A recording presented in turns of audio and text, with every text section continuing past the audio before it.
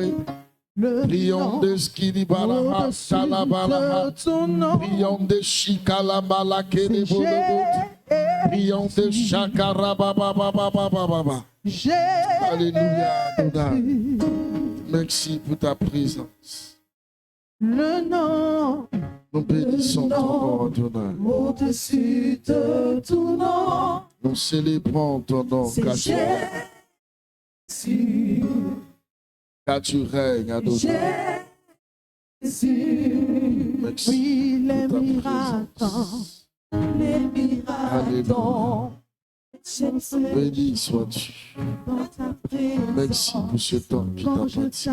t'adore, Au nom puissant quand de je Jésus. t'appelle Merci Seigneur. à genoux. Amen, amen, amen. Est-ce que quelqu'un peut acclamer Adonai ce matin?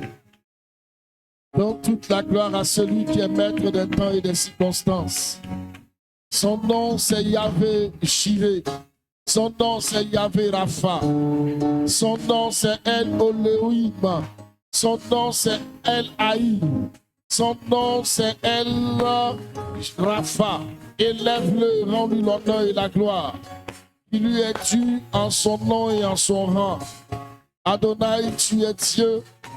Et nous voulons t'adorer et te célébrer parce que tu restes pour nous le pourvoyeur de notre vie, le pourvoyeur de notre destinée. C'est toi qui combats pour nous. Que l'honneur et la gloire te reviennent. Merci pour ta grâce. Au nom puissant de Jésus. Amen. Regarde un voisin le plus proche et dis-lui, Dieu a certainement quelque chose pour toi ce matin. Dis-lui, il a certainement quelque chose pour toi. Veuillez vous asseoir, s'il vous plaît. Alléluia. C'est un message que nous avons partagé un soir ici. Et je voudrais, selon que le Seigneur m'a mis à cœur, revenir sur ce message.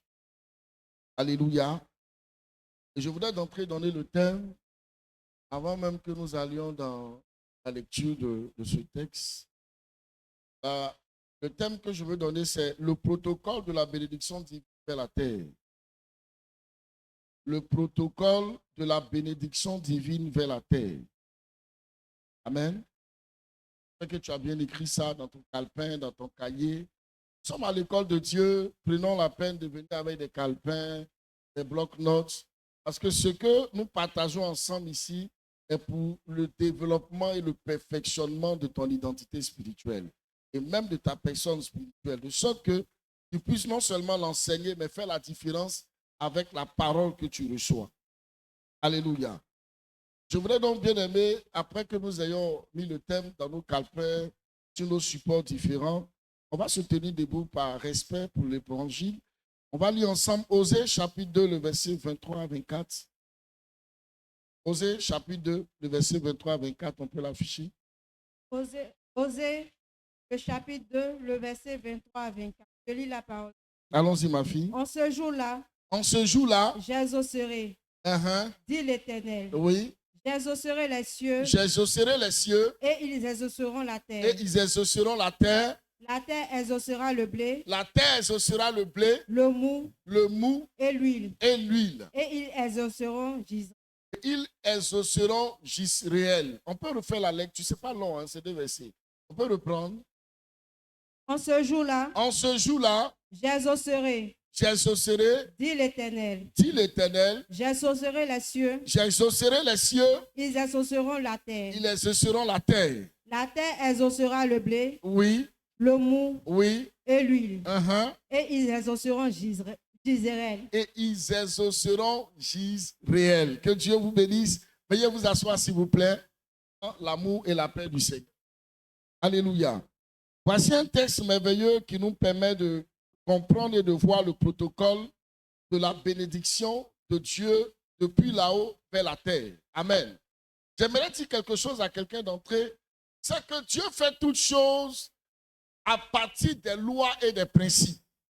Amen. Que tout ce que Dieu fait, le fait avec des lois et des principes. Amen. C'est pour cela, écoutez-moi, je vais vous faire rire, peut-être ça va vous faire rire ou pas. C'est pour cela qu'une vie de prière n'a jamais rendu quelqu'un riche.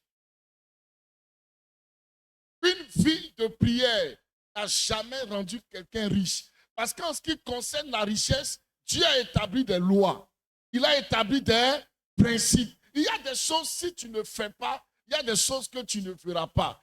Il a dit depuis dans le livre de Genèse, aussi vrai que le ciel et la terre existeront, la sémence et la moisson existeront. Donc il y a des choses, si tu veux avoir, il faut apprendre à les s'aimer. Tu ne peux pas avoir une vie de prière seulement et puis devenir prospère. Laissez-moi vous introduire dans les quelques versets qui en parlent sur les lois. Le psaume 119, le verset 91. Quelqu'un prend sa Bible avec moi. Le psaume 119, le verset 91. Psaume 119, le verset 91. Allons-y, ma fille. C'est d'après tes lois. C'est d'après tes lois que tout subsiste aujourd'hui. Que tout subsiste aujourd'hui. C'est d'après quoi? Tes lois que tout subsiste aujourd'hui. Ça veut dire même la création là a été établie à partir des lois. Donc tout ce qui vit, tout ce qui existe est soutenu par des lois de Dieu. Allons-y dans le psaume 148, le verset 6. C'est pareil, c'est un verset qui lui est parallèle. La Bible dit, Dieu a établi des lois, il ne les violera pas. Vas-y, ma fille. Psaume 148, le verset 6. Il les a affermis pour toujours et à perpétuité. Oui, le verset B m'intéresse. Il a donné des lois. Il a donné des lois. Et ne les violera point. Et il ne les violera point. Alléluia. Et donc, comprenez-moi, tout ce que Dieu fait est soutenu par des lois et par des principes.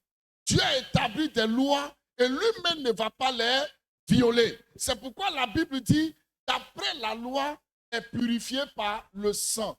Et sans effusion de sang, il n'y a point de pardon. Donc, écoutez-moi, quand Dieu a voulu racheter l'humanité, il ne pouvait pas violer le principe que lui-même a établi. Il est Dieu, il peut les refaire, les principes. Voyez-nous les hommes là, on établit des principes. Quand ça ne nous arrange pas, on fait quoi? On les viole, on les change, on les amende, n'est-ce pas? Mais Dieu, il a établi des lois et lui-même, il ne les violera point. C'est pourquoi pour sauver l'humanité, comme il a établi le principe de racheter par le sang, il s'est fait lui-même un corps pour ne pas prendre quelqu'un, pour ne pas utiliser quelqu'un, pour n'envoyer personne en mission, il s'est offert lui-même.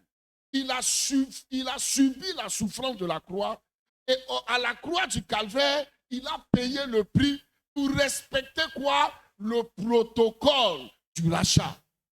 Et donc comprenez ceci, tout ce que Dieu fait est soutenu par des lois et des principes. Alléluia. Écoutez, vous voulez un mariage en paix, il y a des principes pour que le mariage soit en paix. Si tu ne conditionnes pas ta vie à rentrer dans les lois et dans les principes d'un foyer en paix, tu vas beau jeûner, tu vas beau prier, ton foyer sera tumultueux. Je ne dis pas que la prière n'impacte pas le foyer, mais le foyer a besoin de règles et de principes pour sa subsistance. Quelqu'un me suit? Est-ce que quelqu'un me comprend? Donc, avant la prière, il y a des lois. Quand une femme n'est pas soumise à son mari et puis elle prie beaucoup, son foyer sera en paix. Ben, elle prie, non? Est-ce qu'elle ne prie pas? Donc, je vous demande, est-ce qu'elle ne prie pas? Mais pourquoi le foyer n'est pas en paix? Mais est-ce qu'au travail, on lui demande ça? Au travail, on lui demande le respect. La soumission n'est que vis-à-vis de son époux. Donc, que tu sois directrice ou je ne sais quoi, dans le foyer, peu importe le titre de ton homme, tu lui dois soumission. Et tant que tu ne commences pas d'abord par ça, ne dis pas, je vais aller gêner et prier pour que mon foyer aille bien. Ça ne marchera pas. Soumets-toi d'abord. Si un homme n'aime pas sa femme comme Christ a aimé l'Église, au point de lui donner un amour sacrificiel, même si tu jeûnes pour ta femme, même si tu pries pour elle, ça ne marchera pas. Il y a d'abord le principe de l'amour sacrificiel. Et donc, je vais dire à quelqu'un, ne vous y trompez pas. La prière ne règle pas tous les problèmes. Pourtant, la prière est importante pour tous les problèmes.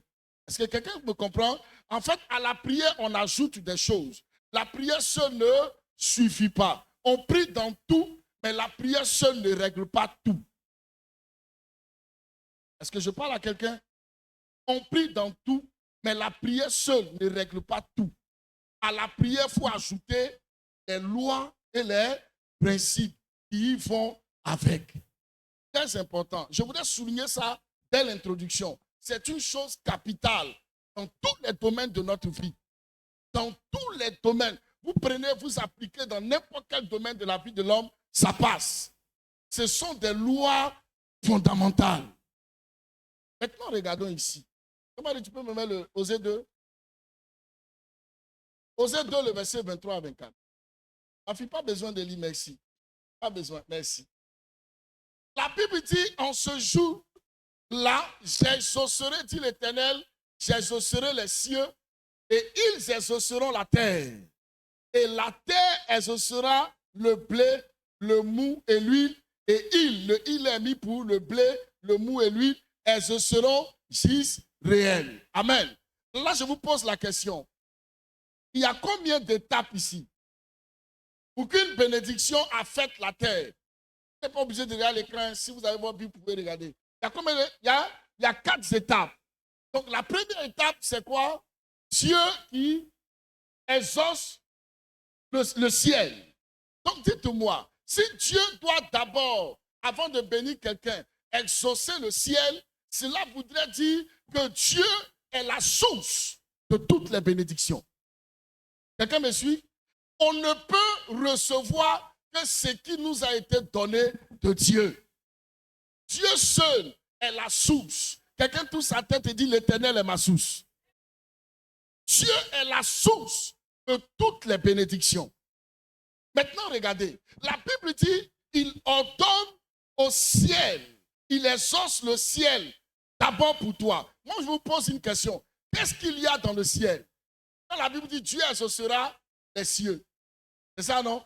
Et c'est après que les cieux vont exaucer la terre. Restons d'abord dans les cieux. Qu'est-ce que Dieu va exaucer dans le ciel?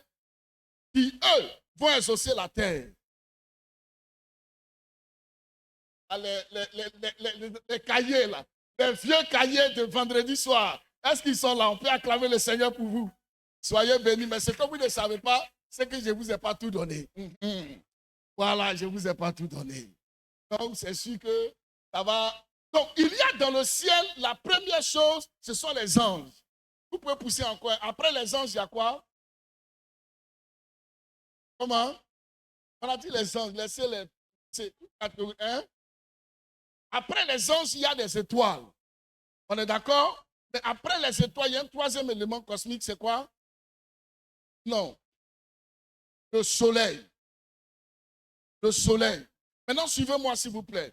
La Bible dit Dieu exaucera les cieux et les cieux exauceront la terre. Écoutez-moi.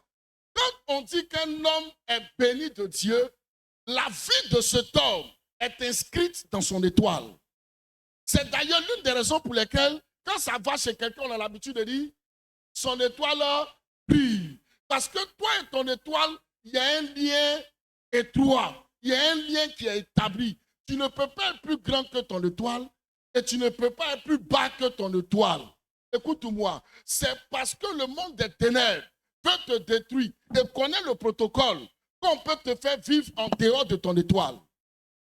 Et en général, quand on fait vivre les gens en dehors de leur étoile, qu'est-ce que les gens font? Hein?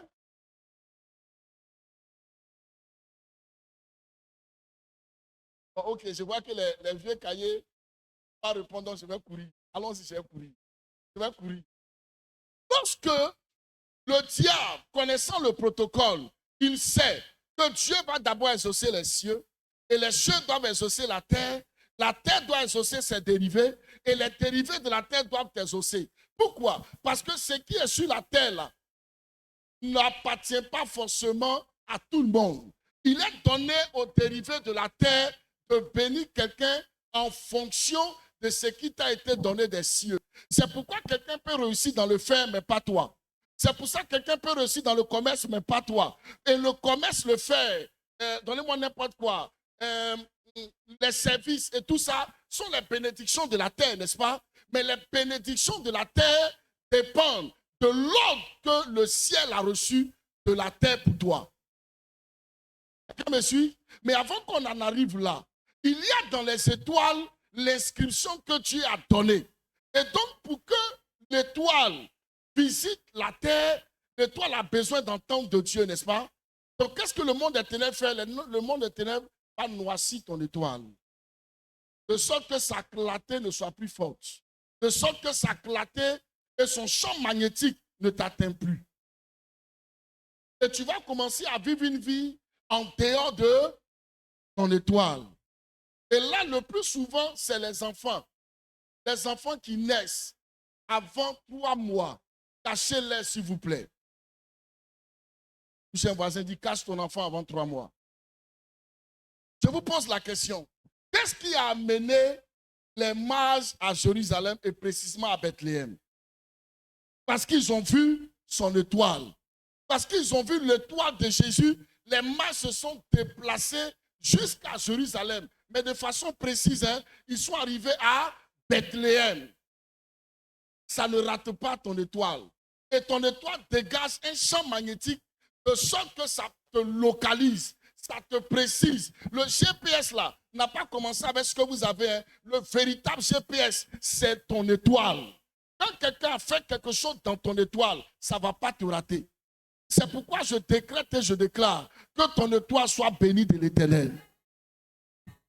Que ton étoile reçoive les instructions divines de l'Éternel. Parce que cette étoile-là ne va pas te rater. Alléluia. Il est arrivé à quelqu'un de rentrer en brousse avec un GPS? Moi, oui. Le GPS peut bugger souvent, n'est-ce pas? Mais ton étoile ne va jamais te rater. Donc, cachez les étoiles des enfants avant 3 mois. Parce que c'est là-bas, là, que le monde des ténèbres peut noircir, peut changer, peut modifier l'étoile d'un enfant. C'est pour ça que quand une femme s'en va accoucher, parce que vous êtes chrétien, appelez le pasteur ou un pasteur et dites-lui, ma femme va accoucher. Parce que dès que l'enfant sort net, les premières paroles que l'enfant doit entendre dans son oreille, c'est quoi? C'est les paroles de l'Éternel. On doit déclarer la voix de Yahvé dans ses oreilles. Dis le nom de l'Éternel dans son oreille. Que pendant qu'il vivra, que sa vie soit conditionnée par Adonai. Qu'il vive pour Dieu. Parle dans son subconscient. Tu es né, même s'il n'a pas encore de nom. Dis-lui, tu es né pour servir Dieu. Tu vivras pour Adonai. Et les lois de l'Éternel te donneront, te commanderont et te béniront. Et quand tu as fini ça, dis maintenant, Seigneur, que son étoile soit caché et préservé dans le sang de Jésus. Terminé. Quand tu finis tout ça maintenant, mais malgré ça encore, il faut le préserver un peu. Le cacher un peu. Après 3 mois, il n'y a plus de problème. Nos parents hier ne savaient pas ça. Dès qu'Alphonsine a accouché net, quand il s'est levé, on veut voir le joli bébé. Et c'est là que tous ces problèmes vont commencer. On prend le petit pédant, souvent on le met, c'est là non? On joue à lui, ils sont en train de l'envoyer quelque part. En train de noircir l'étoile de l'enfant pendant qu'on joue avec lui. Je prophétise, si à ta naissance, on avait modifié ton étoile. Reprends le chemin de ton étoile au nom de Jésus. Que ce qui a été modifié soit rétabli. Écoute-moi. Quand Dieu a fini de parler à l'étoile, il va parler aussi au soleil. Et je veux qu'on lise ça, la loi qui est dans le soleil. S'il vous plaît. Le psaume 19, le verset 1 à 7. Il y a une loi qui est dans le soleil. Lisez-moi ça.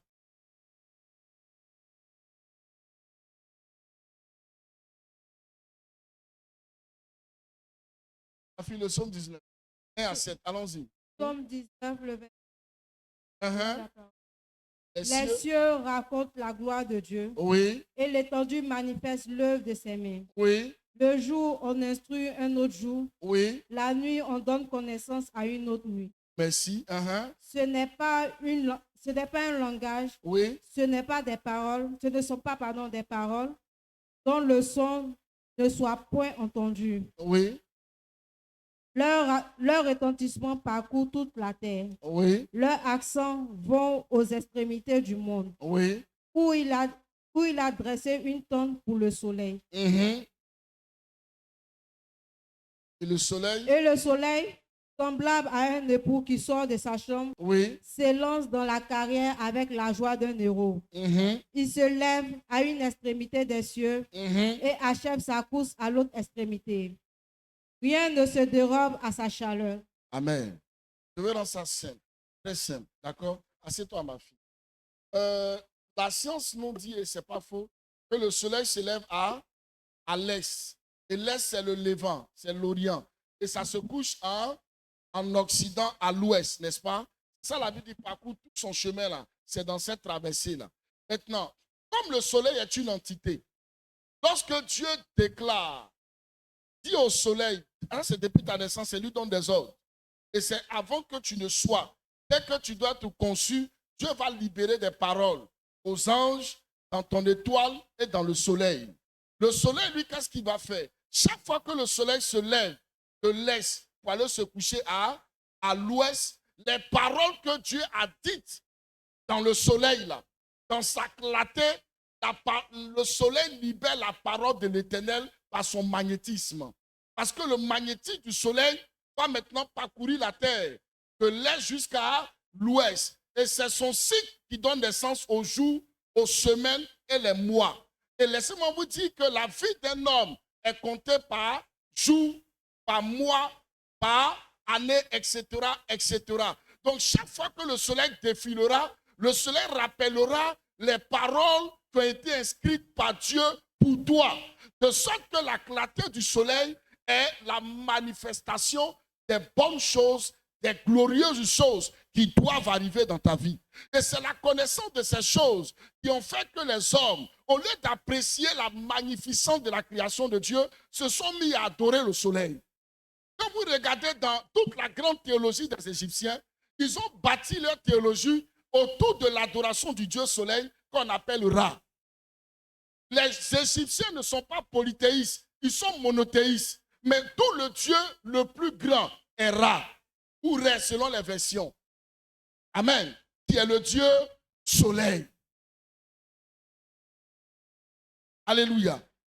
Et vous voyez même dans l'islam, je n'ai pas envie de cocher les gens, mais regardez l'islam. L'adoration de l'islam est influencée par quoi? Par le soleil. Donc faites attention.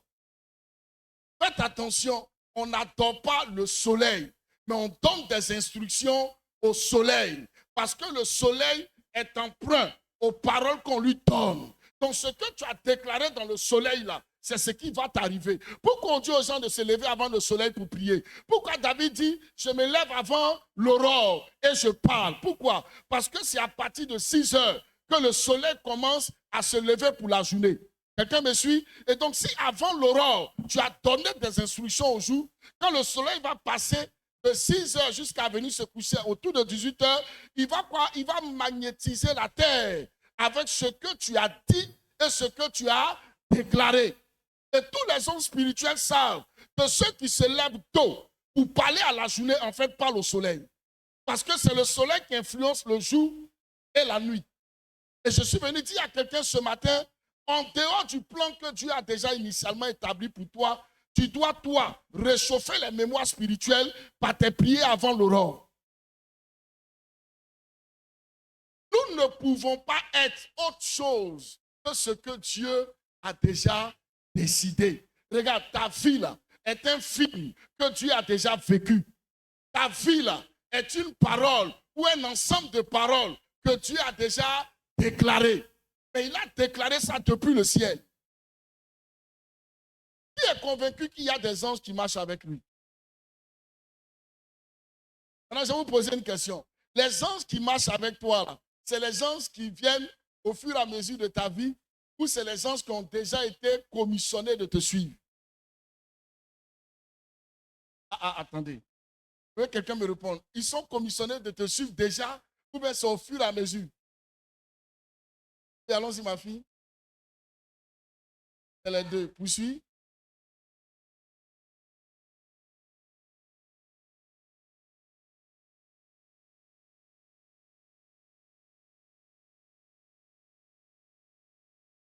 Merci. En fait, dès notre naissance, toutes les catégorisations d'anges qui doivent nous suivre ont déjà reçu la mission. Seulement, c'est que dans le déroulé de notre vie, comme on a dit là, c'est chaque jour, 365 jours en un an, après 365 en 2 ans, n'est-ce pas? C'est dans le déroulé dans notre vie que Dieu change les anges de saison en saison. Sinon, tous les anges qui doivent te suivre sont déjà connus. Mais on sait que dans le temps, le diacre Dadier, de tel temps à tel temps, il doit devenir telle personne. Donc son devenir là, c'est le changement des anges à telle période de ta vie. C'est pourquoi on parle parfois de retard dans la vie des hommes. On peut dire que tu es en retard sur ta saison. Parce que donnez-moi n'importe quelle date. 2015 à 2020. Si prophétiquement on dit de 2015 à 2020, tu vas devenir député. En 2020, il y a des anges de cette autorité qui vont fonctionner avec toi. Quelqu'un me suit? Maintenant, il peut arriver que dans le cours et dans ton parcours, le monde des ténèbres, parce que tu n'as peut-être pas été vigilant, peut freiner, peut bloquer, peuvent ralentir. Donc, qu'est-ce qui va se passer? Les anges qui doivent t'impacter en 2020 vont attendre. Même si 2020 est arrivé, pourquoi? Parce qu'en fait, le déroulé qui doit amener leur présence dans ta vie a été bloqué. C'est pourquoi il y a des gens qui sont en retard sur les saisons. Et Dieu ne voulant pas nous laisser dans l'ignorance a dit ceci. C'est une prophétie dont le temps est déjà fixé. Même si elle tarde, elle s'accomplira certainement. Ça veut dire que dans le déroulé de ta vie, il peut arriver qu'il y ait un retard. Donc, lorsqu'il devait te visiter en 2020, on est obligé d'attendre. Pourquoi? Parce que certaines conditions ne sont pas remplies. Et au lieu de venir en 2020, il s'amènera en 2023. Mais la prophétie se sera accomplie. Mais moi, ma prière et l'enseignement, l'objectif de cet enseignement, ce n'est pas de te dire que ça va venir en retard. C'est pour que tu rentres en temps et en heure. Dans le temps que Dieu t'a fixé.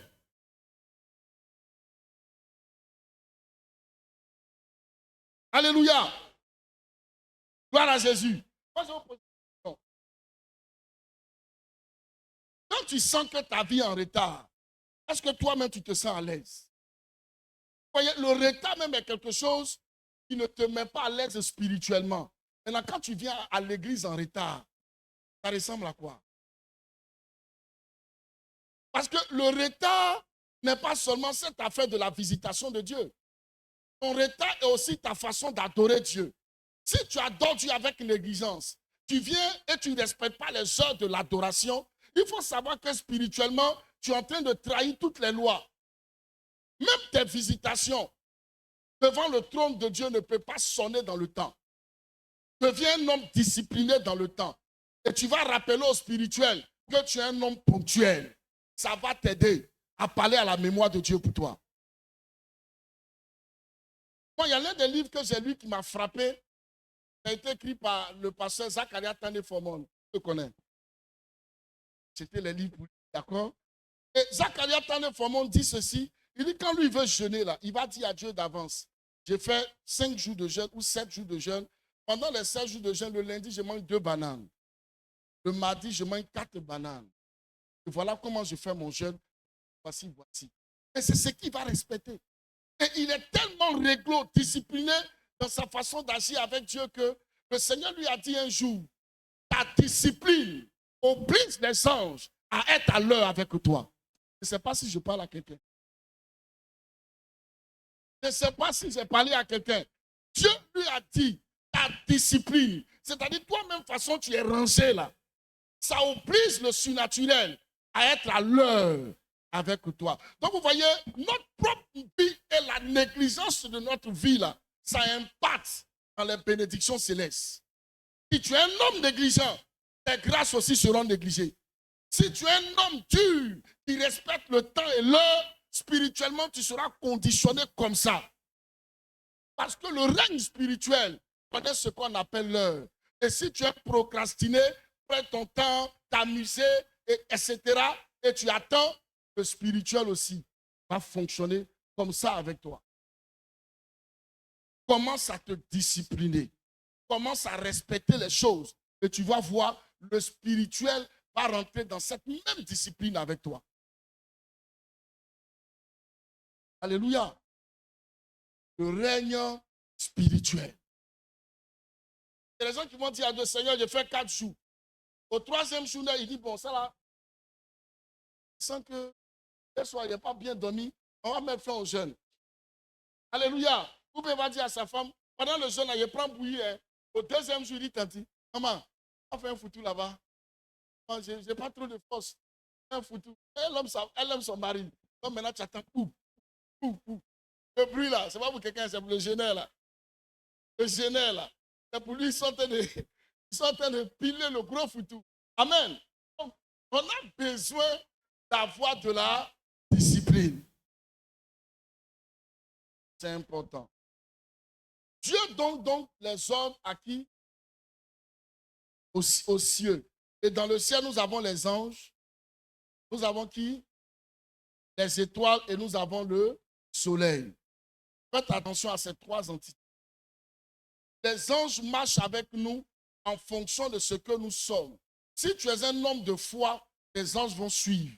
Si tu es un homme de peur, les anges vont suivre ta peur. Les anges sont en fonction de ce que nous sommes. Il y a des anges qui arrivent par saison. Je ne vais pas faire un coup sur l'angélologie aujourd'hui, mais il y a des anges qui arrivent en fonction des saisons. Et puis, il y a ce qu'on appelle l'esprit de l'ange guide qui te suivra de ta naissance jusqu'à ta mort. Et lui, là, parfois, si les gens le voient, on a l'impression qu'on t'a vu. Parce qu'il porte pratiquement les mêmes traits que toi. Il te ressemble pratiquement. C'est pour cela que lorsque Pierre a été libéré de la prison, les frères ont dit, c'est son ange. Vous n'avez pas lu la partie dans Actes des Apôtres. Ils ont dit, ça c'est son ange. Parce qu'il y a un ange familier. Lui là, il est connecté à toi. Il a pratiquement tes mêmes traits. Il te ressemble trait pour trait. Cet ange-là, tu nais avec lui, tu grandis avec lui et tu meurs avec lui. Amen. Et lui, il agit en fonction de ce que tu es. Quel est le type d'homme que tu es? Quel est le type d'homme que tu es devenu avec le temps, avec ta connaissance? Je vais vous dire une chose. Ce qui élève un homme spirituellement, ce n'est ni le jeûne et la prière, c'est la connaissance. Et la discipline que tu donnes à la connaissance va forger l'ange et va le bâtir avec toi. C'est pourquoi Jésus va dire à ses disciples, vous êtes heureux si vous savez ces choses, mais pourvu que vous les pratiquiez. Donc avoir la connaissance ne suffit pas, c'est de discipliner sa vie à la connaissance. C'est pourquoi la Bible dit, vous connaîtrez la vérité et la vérité vous affranchira. Mais c'est muet. C'est muet. La véritable application, c'est avoir la révélation de la connaissance que vous allez appliquer à votre vie. C'est elle qui va vous délivrer. Vous avez vu que tout à l'heure, le frère, il est venu, il a rendu son témoignage, n'est-ce pas? C'est ça, non? Il a eu la connaissance révélée et puis ensuite, il a appliqué. Est-ce que le salut n'est pas descendu dans sa maison? Donc, vous voyez, le tout n'est pas de savoir, mais le tout est de connaître et puis ensuite de mettre en application. Sinon, ça ne servira à rien. Donc, un esprit qui s'élève est l'esprit qui a la connaissance et qui discipline son être à appliquer ce qu'il sait. Amen. On ne dira pas de toi que tu es un bon chauffeur parce que tu maîtrises le code de la route. On dira que tu es un bon chauffeur parce que la connaissance du code de la route va faire quoi? Va discipliner ta façon de conduire. Et donc, c'est les deux ensemble qui fera de toi un champion de la route. Je suis en train de parler, je dis, dans ces 5 et 10 prochaines années, les hommes de la connaissance et qui se disciplinent à mettre en pratique la parole seront le champion des 10 prochaines années. Seront les champions des 10 prochaines années. Le problème n'est pas de connaître, le problème est de mettre en application. Écoutez-moi bien, quand vous regardez les réseaux sociaux, vous avez l'impression que Dieu, dans la dimension prophétique, est en train de tellement connecter les pasteurs que si vous n'apparaissez pas sur les réseaux sociaux, on a l'impression que vous copiez les messages des autres. Pourquoi? Parce que souvent, ce que vous avez reçu, vous le voyez quelqu'un d'autre l'enseigner. Donc le problème aujourd'hui n'est pas le problème de l'enseignement, c'est le problème de l'application de la connaissance. Beaucoup donnent la connaissance, beaucoup révèlent les secrets de Dieu parce que nous avons le même Saint-Esprit, nous avons le même Père. Il y a certains enseignements par saison que Dieu veut libérer dans les temps. Et tous les pasteurs connectés, les prophètes connectés vont puiser de Dieu pour libérer la connaissance. Mais quand tu reçois la connaissance, qu'est-ce que tu en fais? Il y a combien de choses que tu sais que tu n'as jamais appliquées?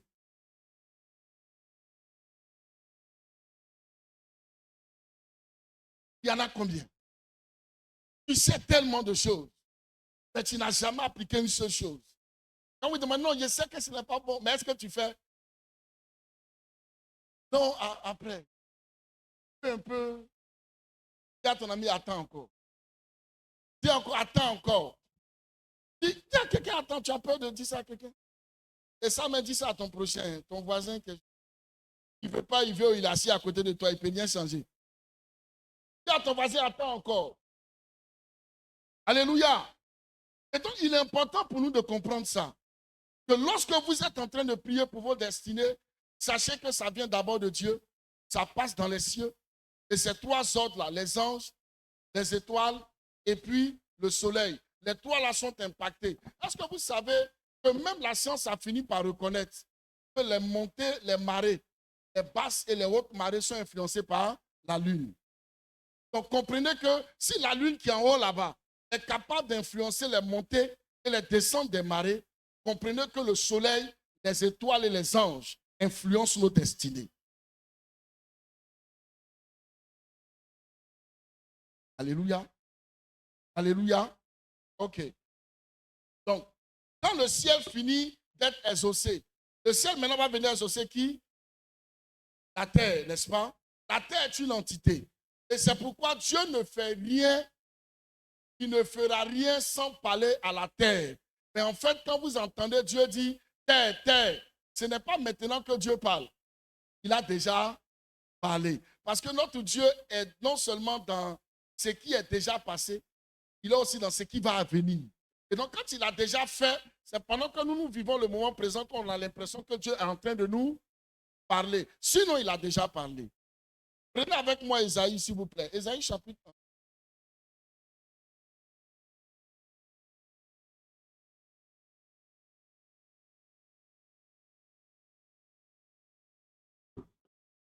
Amen. Lis-moi le verset 8.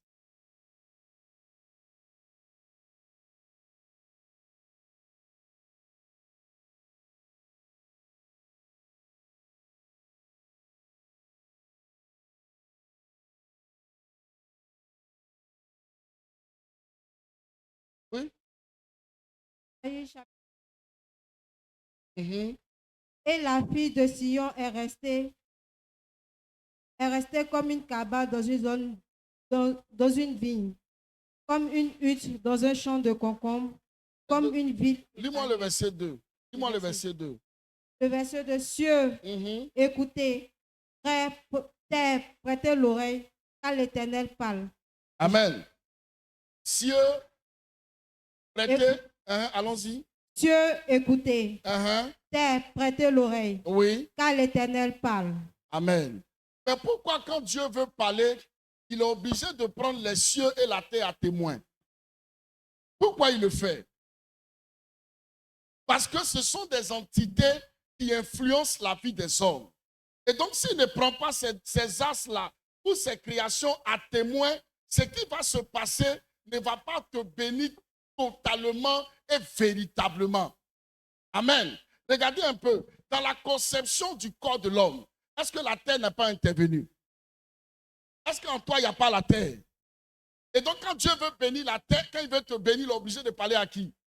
Il est obligé de parler à la terre. Et donc, comme nous sommes au niveau de la terre, j'aimerais dire qu'au niveau de la terre, on a deux problèmes. Le premier problème de la terre, c'est Genèse chapitre 3, où Dieu va dire quoi? Il va maudire la terre à cause d'Adam et puis Ève qui ont fait quoi? Qui ont péché, n'est-ce pas? C'est le premier problème de la terre là. Et il va dire à l'homme, tu mangeras où ça? À la sueur de ton front. Maintenant, moi, je vous pose une question. Est-ce que là, le travail est une malédiction ou bien qu'est-ce qui s'est passé? Qui dit que le travail est une malédiction? Réfléchissez bien. Hein? Bon, les gens qui sont neutres là, vous voulez dire quoi? On dit, écoutez-moi bien. Il dit, tu mangeras à la sueur de ton front. C'est ça, non? Maintenant, moi, je vous demande, est-ce que là, ça veut dire que le travail est une malédiction, oui ou non? as déjà répondu, non? Moi, j'ai une autre réponse. Ma fille, Stéphanie, tu partages ça? Ne partage pas ça. Ok, là, le travail n'a jamais été une malédiction. Je vous explique. Quand Dieu a créé l'homme avant la malédiction du jardin d'Éden, où la terre était maudite, il a dit à l'homme, travaille de cultiver le jardin. Donc Dieu avait déjà donné le travail comme une bénédiction. Ah, c'est là qu'il va dire, ah, oui, il avait déjà donné le travail comme une bénédiction, un moyen d'épanouissement, d'affirmation et de confirmation. Amen. Maintenant, écoutez-moi. C'est-à-dire qu'en fait, à cause de ce péché-là, le fait de moissonner de la terre va devenir beaucoup plus difficile. Si hier, quand tu finis de planter, sans mettre engrais, sans faire beaucoup d'efforts, tu pouvais récolter, mais pour maintenant, là, tu vas fournir encore beaucoup plus d'efforts. C'est ce que ça veut dire. Tu vas fournir beaucoup plus d'efforts. Sinon, le travail n'a jamais été une malédiction. Maintenant, regardez. Quand vous prenez dans Matthieu, le chapitre 27, le verset 51. Dis-moi ça, ma fille. Matthieu 27, le verset 51. Et voici, le voile du temple se déchira en deux. Oui. Depuis le haut jusqu'en bas. La terre trembla, les rochers se fondirent. Amen. La terre trembla et le rocher se fondit. La terre trembla et le rocher se fondit. Moi, je vais vous poser une question. Qu'est-ce qui a fait trembler la terre? Et pourquoi les rochers se sont fondus? Oui, ma fille? C'est le sang de Jésus. Parce que la terre avait déjà reçu une parole. C'est que c'est à la sueur de notre front qu'on mangera notre pain. Entre-temps, cette parole est sortie de Dieu à cause du péché. Et comme Christ est en train de prendre le péché adamique et restaurer l'image de l'homme, le sang de Jésus qui constitue le gage de cette nouvelle alliance, dès qu'elle a touché la terre, elle a retourné la terre pour lui donner un nouveau code, une nouvelle parole, de nouvelles instructions, pour dire que de tous ceux qui sont nés du sang de Jésus, pour eux, la terre sera favorable. Pour eux, la terre se répandra. Pour eux, la terre vomira. Pour eux, la terre sera fertile. Alléluia. Écoute-moi. Il est important pour nous d'avoir la révélation du jardin d'Éden. Si tu sais ce qui s'est passé dans le jardin d'Éden, tu vas commencer à vivre comme dans le jardin d'Éden. Il y a une plantation ici. Je prophétise que dans les 5 prochaines années, tu as au moins 20 hectares de VA. Comme un VA, ça fait 7 ans, quelqu'un va dire c'est long. Je prophétise que tu as des hectares de palmiers à huile. C'est 200. Alléluia. Même il y a d'autres cultures telles que, comment on appelle ça, les épices là, poivre. Les épices comme le poivre, je parle de poivre noir, hein, petit grain là. Même les champs d'acquis. Même si le travail est difficile, mais c'est des cultures dans lesquelles il y a beaucoup d'argent. Mais les gens ne prêtent pas attention. Il y a beaucoup d'argent dans le poivre. Les mamans là, le kilo du poivre aujourd'hui, c'est combien? 17 000. 7 000, 7 000, 6 000. Bon, imaginez 7 000 et puis le prix du cacao ou le prix de l'EVA. Et si tu avais même demi-hectare de poivre, et si tu sortais une seule tonne de poivre, ça te fait 7 millions par mois. Bon, supposons qu'on descend même à 500 francs, ça te fait 5 millions. Maintenant, je vais vous suivre. Regardez un peu. Si tu n'as pas de plantation, ce n'est pas bon. Parce que la terre, là, ne va pas être que dans la bénédiction du service pour toi. Je prophétise que tu es des terres au nom de Jésus. Mais au moins qui a construit une maison, tu as une maison pour toi, tu as construit.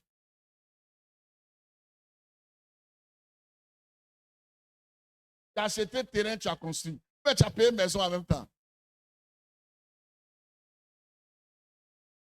Ok. Oh, vous ne voulez pas lever les mains. Je salue votre humilité, que Dieu vous bénisse. Alléluia. Alléluia. Mais c'est important. Je vais revenir dans mon message. Le sang de Jésus touche donc la terre. Et il y a eu un tremblement. En fait, ce tremblement-là vient pour corriger un ancien langage. Pourquoi quand les démons doivent sortir, ils tremblent? Ils sont rentrés dans ta vie calmement, non? Et quand il est possédé, il tremble. Qui, quand les démons l'ont possédé, il a déjà tremblé. Mais pourquoi quand ils sortent, ils tremblent? J'ai jamais posé cette question. Les démons possèdent les gens tranquillement, non? Mais pourquoi quand ils doivent sortir, ils tremblent?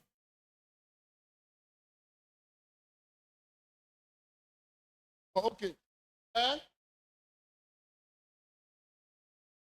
On me dit quelqu'un là. Est-ce qu'il tremble pour que la malédiction rentre sur lui? Enfin, mais tu dois mettre main, ça rentre dans ton corps paisiblement, c'est ça, non? Mais le jour, il veut sortir, il fait beaucoup de bruit. Beaucoup de bruit. Parce que je vous dis une chose. Je peux parler? Faites en sorte qu'il n'y ait point de vide dans votre vie. Parce que le vide, la nature a horreur du vide. Un démon ne peut que te posséder facilement quand il n'y a pas de maître dans ta vie. Et de tous les problèmes que les gens ont eu dans leur vie, c'était au moment de leur vie où ils ne connaissaient pas le Seigneur. Donc les esprits sont rentrés parce qu'il n'y avait pas de maître. Ils sont rentrés tranquillement. Donc quand un nouveau maître arrive, le nouveau maître intime l'ordre. Il donne une autorité. Il leur donne de sortir. Et comme le premier maître ne veut pas aisément partir, la parole et l'expression du pouvoir va faire quoi? Remuer la personne. Parce qu'il reçoit un ordre, il reçoit un pouvoir. Il lui intime l'ordre de se retirer de là. Et donc la terre va trembler parce que le sang de Jésus descend sur la terre avec un ordre, avec un pouvoir, pour parler à la terre qui avait été tenue par l'ancien maître. Alléluia. Et je veux dire à chaque chrétien ici, si tu acceptes la bénédiction d'Éden, écoute-moi, tu vas aller s'aimer à partir d'aujourd'hui. Et la terre va te donner, comme dans le jardin d'Éden, les terrains que tu cherchais à posséder, tu vas les posséder, comme dans le jardin d'Éden. Écoutez-moi, le problème, non, dites amen, c'est bon, mais entrez dans la profondeur de la révélation. C'est-à-dire, ne vous mettez plus sur le joug qui était en Adam et Ève. Mettez-vous sous la bénédiction qui était en Adam. Et quand vous commencez à penser comme ça, votre façon d'agir et de faire est transformée. Alléluia.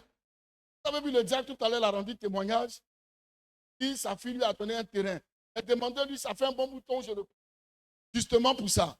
Et à chaque moment, quand on finit les cultes, je dis, diacre, il faut que tu libères quelque chose. Et on est très dessus. Alléluia. Je bénis cette fille-là. Parce que prophétiquement, il fallait qu'une tête te revienne pour activer quelque chose de grand dans ta vie que je ne vais pas dire ici. Écoutez-moi bien. C'est important que les choses de la terre vous reviennent. Quand vous vivez et que vous n'avez pas une portion de terre, c'est dangereux. Parce que les bénédictions de l'Éternel se font à partir de la terre. Et la terre a beaucoup de dérivés. Et la Bible a donné combien de dérivés sur la terre? 3. Il y a quoi? L'huile, le mou et puis le blé. D'accord? Ok. Mais ce sont des symboles. Hein? On nous a donné 3 parce qu'on veut parler de plusieurs choses. Sinon, la terre a beaucoup de dérivés. Maintenant, les dérivés de la terre là, ne vont pas vous bénir de la même manière. Parce que l'ordre que le soleil et les étoiles ont reçu, en ce qui concerne la terre, n'est pas pareil pour ton frère, n'est pas pareil pour toi. Il y a des gens sur la terre qui peuvent réussir dans le commerce. Tu vas aller essayer avec eux, tu vas taper poteau, comme on le dit. Parce que pour toi, là, ce n'est pas le commerce. Il y a un ordre qui a été donné. On a nos cousins de l'autre côté. Ils ne font rien sans consulter. Et quand tu consultes, en fait, ils demandent à qui? Ils demandent aux entités de la terre. Qu'est-ce qui correspond à telle personne? Et puis on lui dit.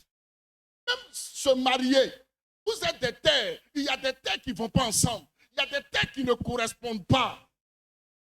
On a vu ici, et j'ai insisté, pour dire le mariage là, le mariage réussi, ce n'est pas forcément d'avoir une femme qui a beaucoup d'argent, une femme qui est claire, qui est grande de taille, qui respecte la forme selon les Miss occidentaux. Ce n'est pas ça, réussir le bon mariage.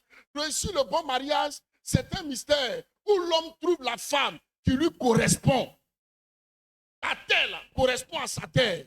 C'est là que Dieu dit tu t'es bien marié. Compatibilité et puis complémentarité.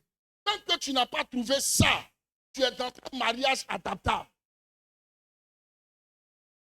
Parce qu'il y a des terres qui ne vont pas ensemble. On ne mélange pas la terre rouge avec, on mélange pas la terre rouge avec du sable. granulés. Ça ne marche pas. Les deux n'ont même pas la même façon d'être composés.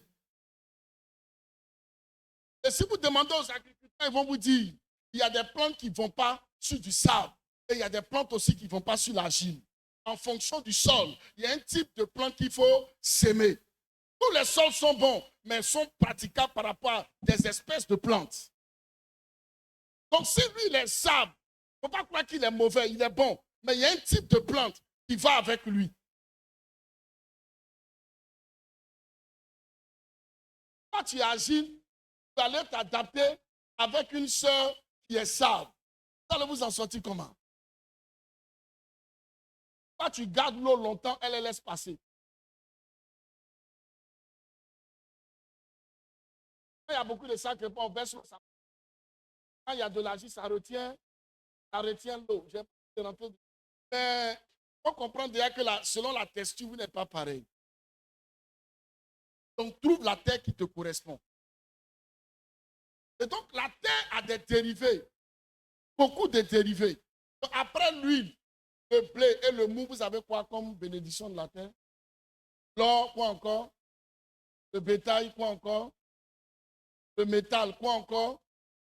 Le charbon, ma fille, merci. Et d'autres personnes, quoi encore? Le pétrole. Ok, mais vous savez que tout ce que vous êtes en train de dire, c'est la phase primaire de la bénédiction de la terre. Maintenant, où Dieu fait de l'homme un Dieu, c'est la partie où tu es capable de prendre le primaire pour le transformer, pour lui donner une autre forme. C'est là que tu prends ta dimension de Dieu sur la terre. Dieu te donne le bois, tu sors une chaise. Il te donne le fer, tu sors des voitures, etc. C'est ça qui fait de toi un Dieu. Parce qu'à partir de la première création, toi aussi tu crées. Ah, je ne sais pas si quelqu'un comprend ça. Est-ce que tu es avec moi, mon pianiste? Dieu te donne la sémence d'EVA. On est d'accord? Mais ça, c'est la bénédiction quoi? Primaire. Donc, il te donne ta capacité d'être Dieu sur la terre, de sortir le piano qui est là. C'est composé que de caoutchouc. Ça, là, c'est du sable.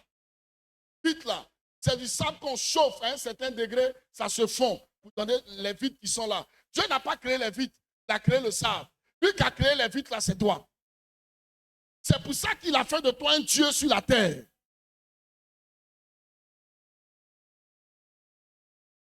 Et puis, pour que tu y arrives, il va te donner une quoi? Une connaissance. Je prie que Dieu mette dans ton esprit la révélation de la connaissance de Dieu. Parce que la révélation de la connaissance de Dieu est une bénédiction. On appelle ça les hommes de lumière. Je prie que dans cette église, on trouve des enfants qui inventent, des hommes qui inventent, des femmes qui inventent, des personnes qui ont la capacité d'amener des nouvelles technologies, d'amener des nouvelles pensées, d'amener des nouvelles façons de faire. Que dans cette église, on ait des noms comme ça, qu'on ait des familles comme ça, qu'on ait des personnes comme ça, qui franchissent des caps que personne n'a franchi, qui arrivent dans des endroits où personne n'est auparavant allé. Je prophétise que cela soit la bénédiction de cette église. Qu'à partir de toi, tu crées une formule qui n'a jamais existé dans l'entreprise. Tu amènes une nouvelle façon de faire qui va frapper ta promotion.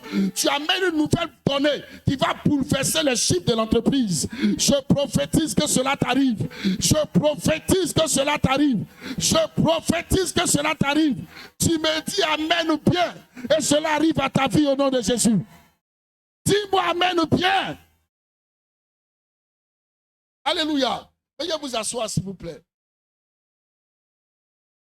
On va aller doucement. Hein? Est-ce que vous savez que je voulais tirer pour vous déposer?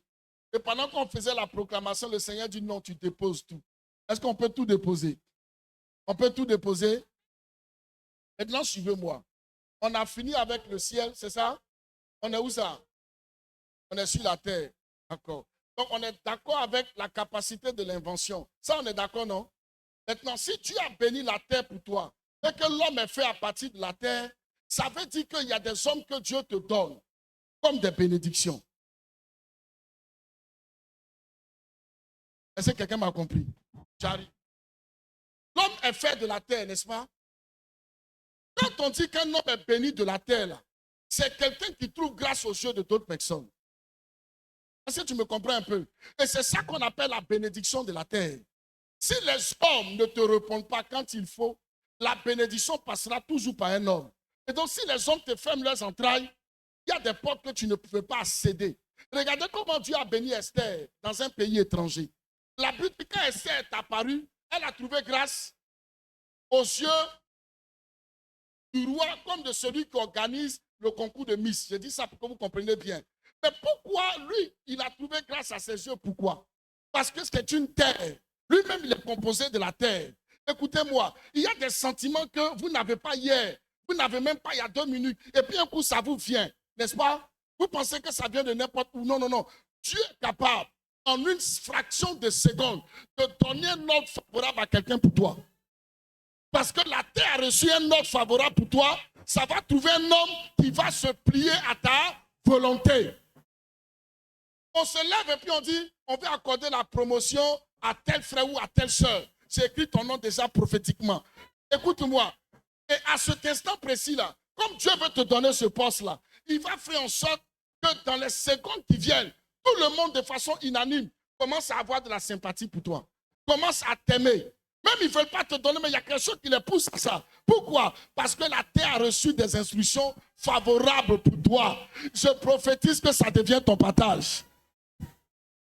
Attendez-moi, attendez-moi. Si Esther, qui est juive, devient la première dame dans un pays étranger, des gens peuvent t'établir à la hauteur dans une entreprise que tu n'as pas bâtie. Ah, tu ne m'as pas compris. J'ai dit, Dieu est capable de t'établir dans quelque chose que tu n'as ni vu le commencement, mais tu vas voir la fin au nom de Jésus. Alléluia. Mais oui. Ou Esther, quand le royaume d'Assyrie s'y passe les langues, Esther ne comprend rien dedans. N'est-ce pas? Tu es au milieu des gens, les gens parlent anglais. Toi, tu parles français, mais c'est toi qui es le patron. Tu es au milieu des gens, les gens ils parlent arabe. Toi, tu parles dida, mais tu es le patron. Quelqu'un ne m'a pas bien dit amen. Pourquoi? Parce que la terre a reçu des instructions te concernant. Et des instructions favorables. Et c'est connaissant ça que le monde des ténèbres aussi, quand elle veut te fermer les portes, le monde des ténèbres fait quoi? Elle parle à la terre contre toi. Vous n'avez jamais vu des gens, vous n'avez rien contre eux. Hein? Quand vous voulez leur faire du bien, il y a quelque chose qui te bloque. C'est arrivé à qui? Sois honnête avec moi. Tu veux lui faire du bien, mais à la dernière minute, tu sens que quelque chose te dit, laisse. Parfois, ça peut être Dieu, ou parfois, ça peut être l'oppression des entités démoniaques qui sont sur sa vie. Parce que la terre, elle est neutre. Hein? Est-ce que vous savez ça au moins? Qui sait que la terre est neutre?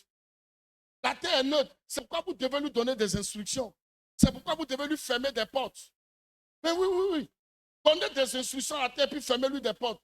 Parce que si tu ne parles pas à ta terre, que quelqu'un te dévance pour parler à la terre contre toi, ça va agir contre toi. C'est pourquoi en Christ, on a la capacité de faire quoi?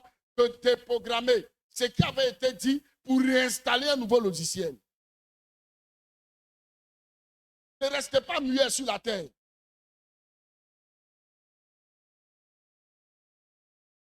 Aidez-moi, travail. C'est dans le ciel ou c'est sur la terre. Et donc la Bible dit, j'ai ordonné à la terre maintenant de te faire quoi? De te bénir.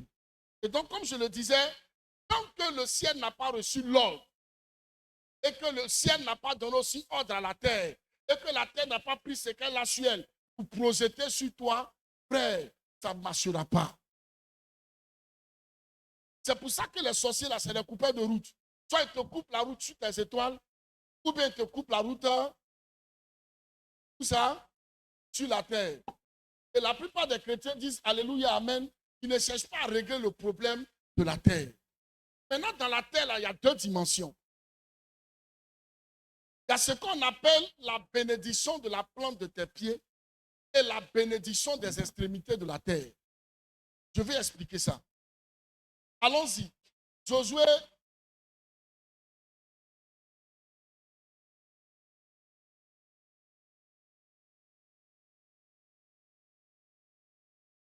Quel esprit d'attaque? Josué chapitre 1, le verset 3. La tablette là se déprogramme seul, ça est dedans. L'esprit est vaincu au nom de Jésus. Josué 1, le verset 3. Vas-y, ma fille. Tout lieu que foulera la plante de votre pied. Tout lieu que foulera la plante de votre pied. Je vous le donne. Comme je l'ai dit à Moïse. Amen. Maintenant, allons-y. Le psaume 2, le verset 8. Psaume 2, le verset 8. Demande-moi et je te donnerai les nations pour héritage, les extrémités de la terre pour possession. Merci. On va aller doucement. Quand vous attendez les extrémités de la terre, vous pensez à quoi?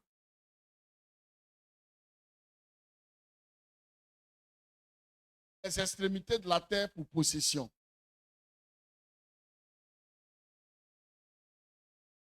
Si partout foule la plante de tes pieds, je te les donne en possession. Il y a la bénédiction de la plante des pieds.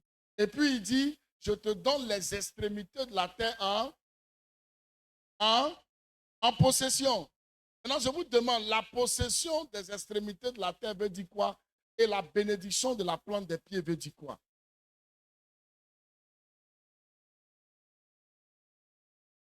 Comment? Vas-y, allons-y. Écoutez-moi, vous ne verrez aucun occultiste à qui on va enseigner le fait de ne pas rechercher la domination là où il est. Tous les occultistes, on leur enseigne ça. Qu'il y a des personnes élevées au-dessus de lui ou pas, mais là où il est positionné, là, il doit dominer. Amen. Et chercher même à gravir les échelons. Amen. Et donc, là où Dieu t'a planté actuellement, là, c'est ce qu'on appelle la plante de terre, parce que tes pieds l'ont déjà foulé. Mais elles ne vont pas devenir ta possession si tu ne dis rien. Amen. C'est comme ça que tu peux fouler un foyer et puis on peut enlever le foyer dans ta main. Ah, parce que tu ne l'as pas possédé. Mais oui. Oui. Regardons aujourd'hui, nous sommes dans l'ère où les technologies font quoi? Sécurisent les données. Sécurisent les choses. Pourquoi vous mettez une porte sur vos maisons? Et les portails loués chers. C'est pour faire quoi? Hein? C'est pour sécuriser ton bien. Mais ce n'est pas pour toi. Tout le monde sait que c'est pour toi. Donc laisse la porte ouverte. Lui-même qui passe, il sait que c'est pour toi. Mais pourquoi tu fermes la porte? Répondez-moi s'il vous plaît. Pourquoi tu fermes la porte? C'est pour sécuriser. Donc ça veut dire que tu peux être dans quelque chose. Si tu n'as pas sécurisé, on va t'arracher. Donc le tout n'est pas de travailler, on peut t'arracher le travail. Le tout n'est pas de se marier, on peut t'arracher ce mari-là. On peut t'arracher cette femme. On peut t'arracher ce que tu as foulé. Tant que tu ne possèdes pas et que tu ne sécurises pas.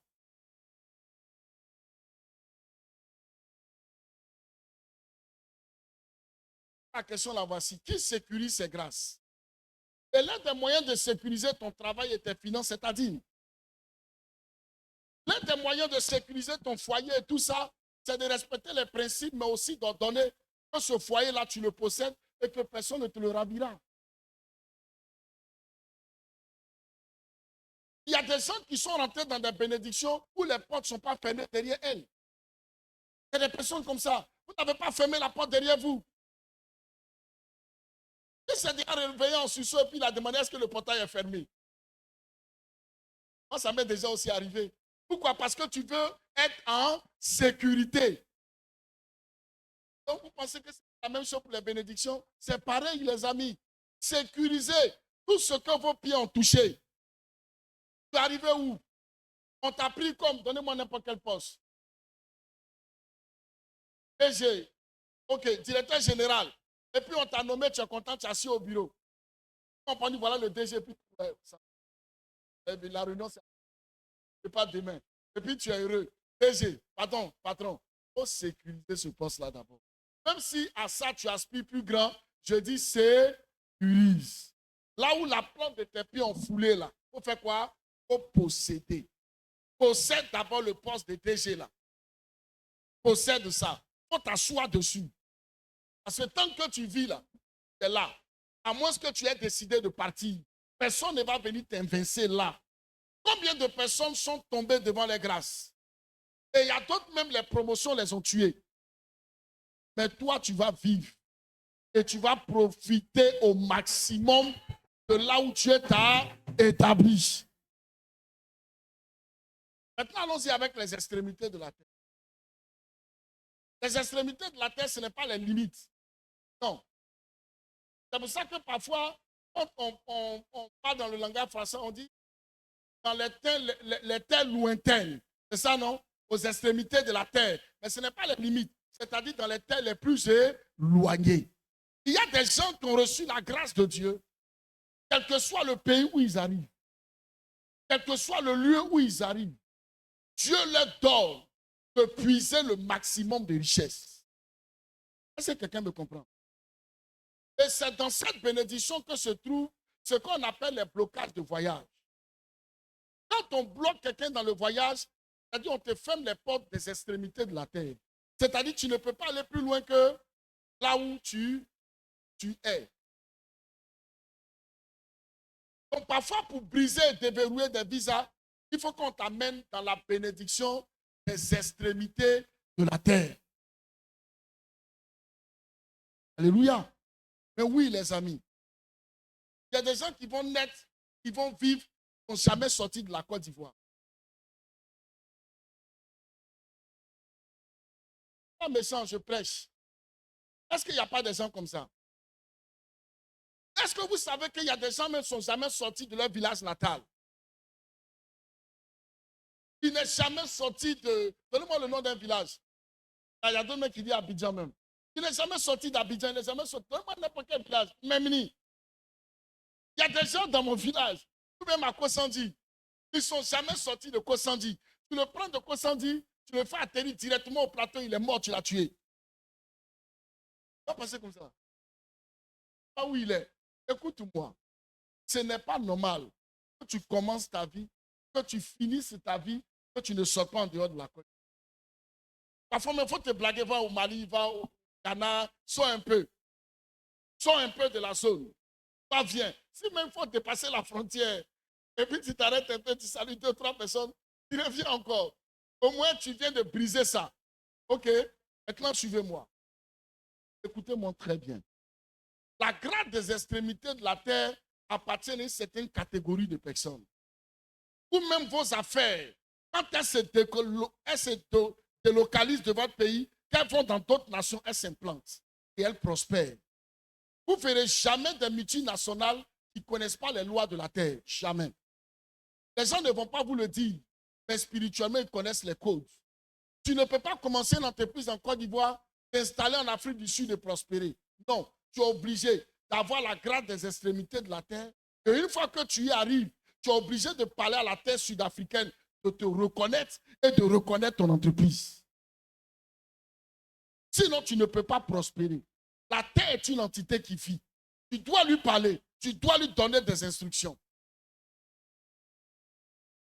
Il n'y a pas longtemps, je passais, je ne sais pas vers où, l'entreprise de Dangote. Côte d'Ivoire, c'est une entreprise de cimenter. Ça va à Tingue, ici. J'ai vu ça là-bas, j'ai dit, ah, oh, le gars là, il est ici. Alléluia. Mais je n'ai jamais vu des gens en train de travailler, puis j'ai vu des son entreprise. Amen. Ça sort. Ça sort. J'ai jamais vu ça. Donc vous voyez, ce monsieur-là, il est encore il est en train de prospérer parce qu'il connaît les lois. Ce n'est pas sur papier, on s'assure. Il y a 30 millions d'habitants, on se met ici, dans les tassis. Il y a un expert qui a porté les verres, et puis il te dit, oui, on s'installe là, mon ami, il faut laisser tout ça là. Avant de faire tout ça là, délocalise, prends quelqu'un de spirituel, prends ton père voyager, atterrissez dans le pays, localisez là où tu vas mettre l'entreprise, finissez de prendre le pays spirituellement d'abord, et après viens implanter l'entreprise. Tu vas voir si les marchés ne vont pas venir à toi. Il y a des cimetières ici où un étranger ne peut pas venir creuser et puis faire le trou. Ce n'est pas possible. Ils vont essayer, ils ne vont jamais pouvoir creuser. Il y a des villages. Si vous n'êtes pas natif du village, qu'on ne vous donne pas les codes de la terre du village, vous allez creuser, l'eau ne va jamais sortir. Amen. Parce que les gens ont verrouillé leur sol. Ça n'appartient qu'aux gens qui ont le... de cette terre.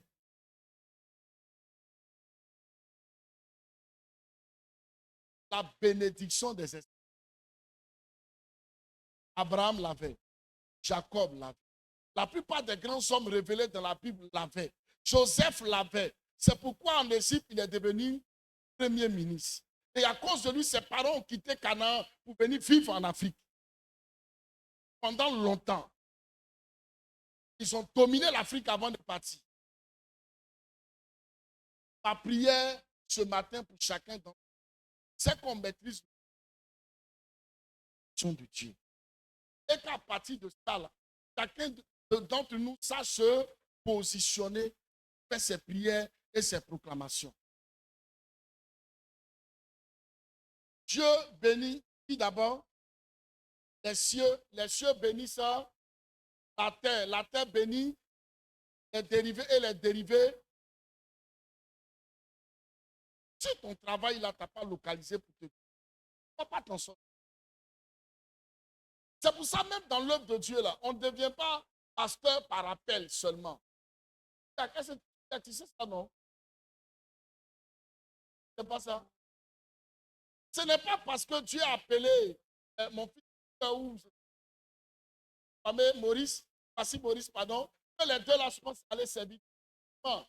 Si tu essaies, la terre dans le ministère ne va pas te bénir. Tu vas prier, tu vas crier, et tu ne recevras rien. Même dans un village, on doit nommer un nouveau féticheur. Vous savez ce que le nouveau féticheur a fait? Ça m'a dit, il fait quoi? Non, ce n'est pas seulement posséder. Ce n'est pas tout. Le nouveau féticheur, là, en dehors de posséder et tout ça, en fait, je vous donne degré par degré. Vous avez fini de posséder quelque part. Et là, tu n'es pas à l'étranger. Voilà, mais tu viens exercer un nouveau travail. Il faut aller voir tous les autres anciens féticheurs. Il faut aller leur dire, je rentre maintenant dans la corporation. Quand tu sais ou pas, je viens t'informer.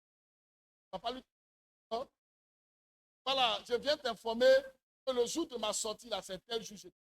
Qu'ils viennent, qu'ils ne viennent pas, tu as respecté quoi?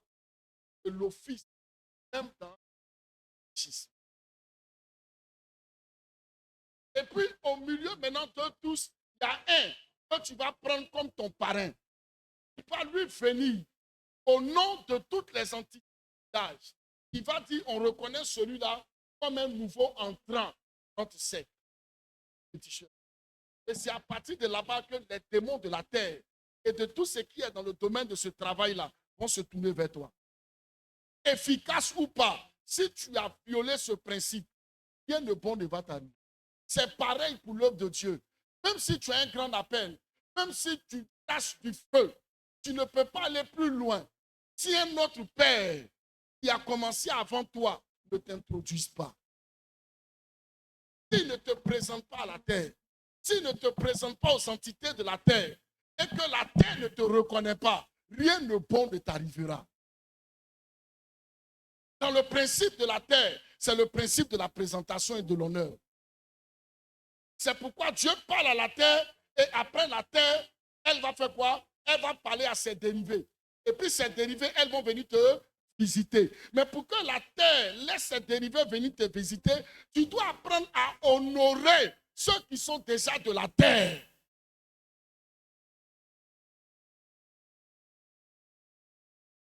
Tout à l'heure, j'ai cité le nom de deux prophètes, non, c'est ça? C'est le premier prophète. Ils ont marqué leur génération. En fonction de leur appel, non, de leur... Mais il a fallu d'autres prophètes pour les introduire. Mais est-ce que ceux qui les ont introduits ont eu le même oracle? Non. Mais ils avaient besoin de leur introduction. Tant qu'ils ne t'ont pas passé ce flambeau, tu n'es ni qualifié, ni utile pour faire ce travail.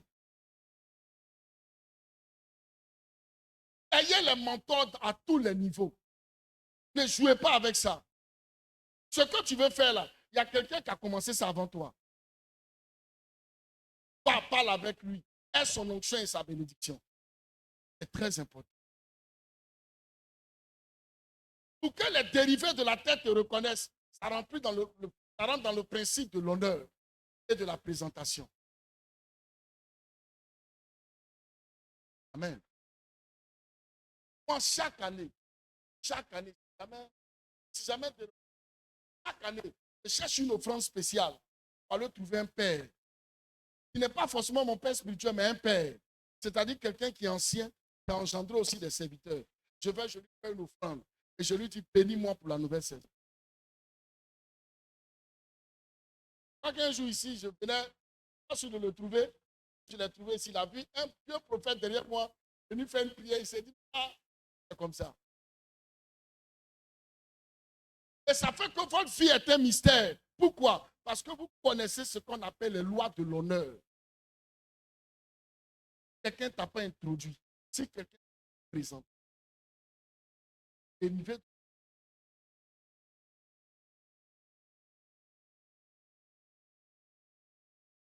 mais quand tu te lèves, tu vas en faire poulailler. Toi-même, tu as entendu, c'est un. Là, tu es en train de passer ta vie à céder. Et le chef du village, s'il te plaît. Est-ce qu'il sait que sur sa terre, là, quelqu'un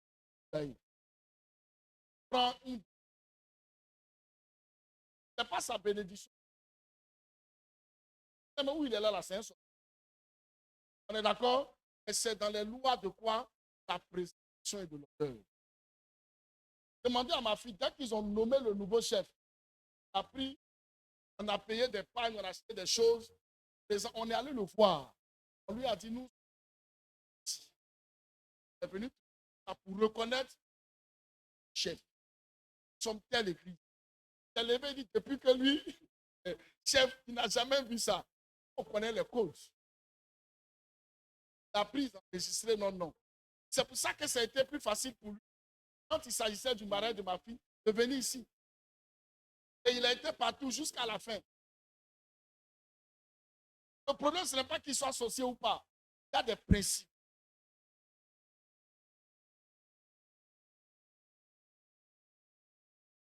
Les chrétiens, ils sont dans. Non, c'est un sorcier. Que Dieu vous bénisse. Je vais m'arrêter là. Si la main de Dieu t'a béni, si tu as été béni dans ce message, que l'Éternel t'amène à mettre en pratique tout ce que tu as entendu. Alléluia. Peut-être qu'un vendredi soir, on va encore plus approfondir. Je vais vous donner ça. Tu vas te lever et tu vas dire avec moi, je déclare et je décrète. À partir de ce soir, je vais appeler à l'existence, ici et maintenant, les lois de la bénédiction. Adonai, dis ton nom pour Yapi Asaba Sylvain. Parle au ciel pour moi. Que les anges soient instruits en ma faveur. Et que les anges, les étoiles et le soleil reçoivent de toi des instructions. Parle aux anges pour moi. Parle à mon étoile pour moi. Parle au soleil pour moi. Et que les cieux parlent à la terre en ma faveur. Et que la terre parle à ses dérivés. Maintenant, là, on va s'arrêter. Les dérivés de la terre ne sont pas pareils d'une personne à une autre. Alléluia. Quand je parle maintenant de dérivés, c'est le domaine dans lequel tu es ou dans le domaine dans lequel tu veux entrer. On est d'accord? Tu veux entrer dans quoi? Tu veux faire quoi? Donc, quand je dis les dérivés de la terre, toi, il faut préciser que la terre parle à ses dérivés. Et que les dérivés de la terre me localisent et m'atteignent avec la grâce.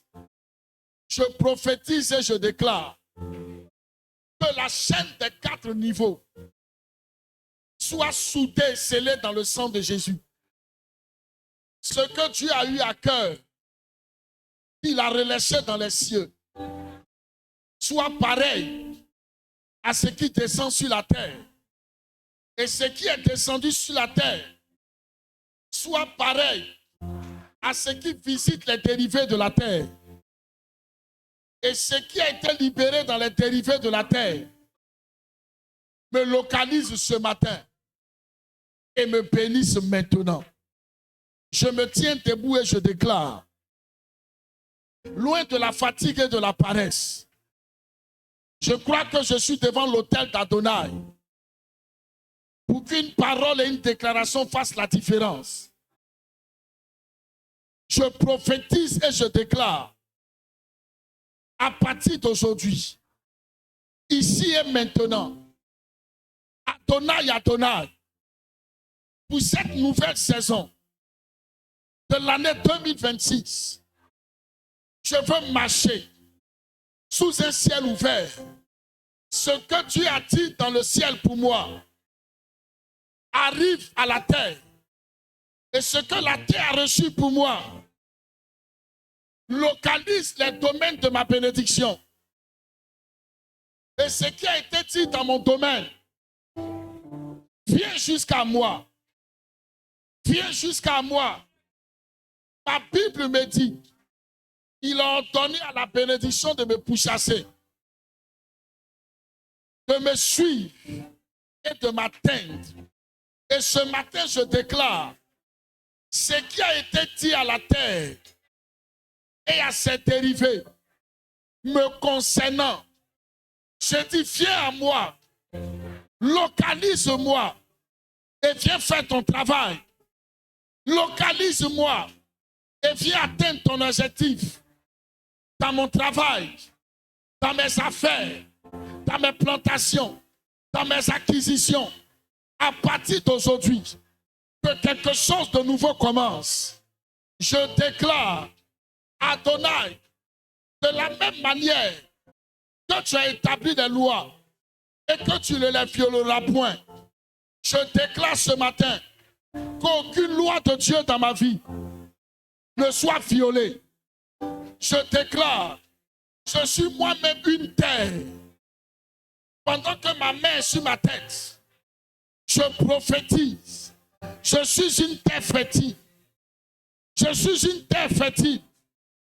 Et sur cette terre fertile, je déclare, sois à l'image de ton étoile, de cette étoile qui brille. Sois à l'image des ordres que les anges ont reçus. Sois à l'image de ce que tu as dit dans le soleil pour toi. Je déclare et je prophétise. Je suis une terre fertile, placée auprès d'un courant d'eau. Je donne mon fruit en ma saison. Et jamais, au grand jamais, mon feuillage ne va jaunir. Je déclare, en tout temps, en toute saison, je reste verdoyant. Dis avec moi, je reste verdoyant. En toute saison, tout va bien. Je déclare, Yapi Asaba Sylvain, tu es une terre fertile. Tu es une terre fertile. Et tu te lèves au-dessus de toute muraille. Terre fertile que tu es. Que les hommes qui doivent te bénir viennent jusqu'à toi. Les bonnes connexions, les bonnes personnes qui connaissent Dieu, qui craignent Dieu, qui marchent avec Dieu, qui sont des porteurs de gloire, te rencontrent maintenant. Te rencontrent maintenant. Commence à prophétiser sur ta vie. Commence à prophétiser sur ta vie. Commence à déclarer